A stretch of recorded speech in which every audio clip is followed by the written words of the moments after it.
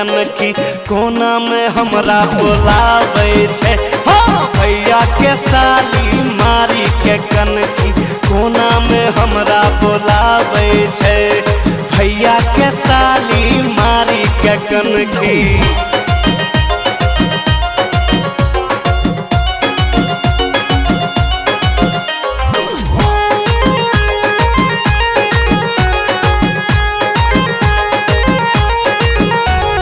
बैठी के छत पर हमरा से खूबे नैना से नैना मिलावे छे।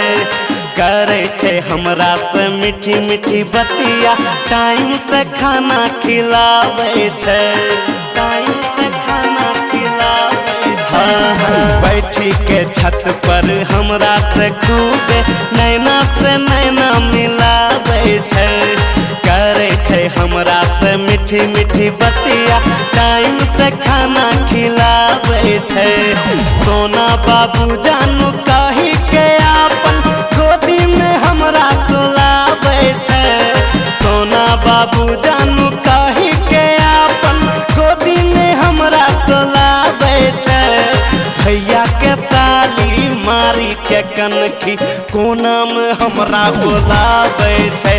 हाँ भैया के साली मारी के कनखी कोना में हमरा बोलावे छे। भैया के साली मारी के कनखी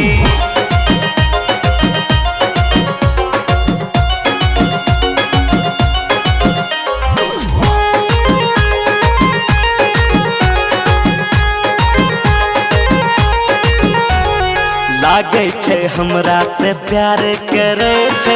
खुल के नहीं हमरा बतावे छे।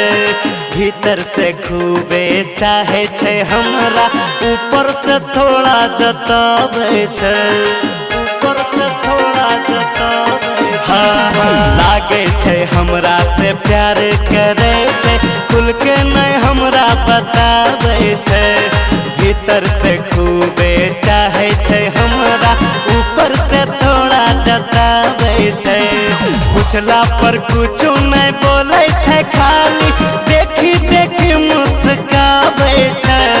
पूछला पर कुछ नहीं बोले छे खाली देखी देखी मुस्कावे छे।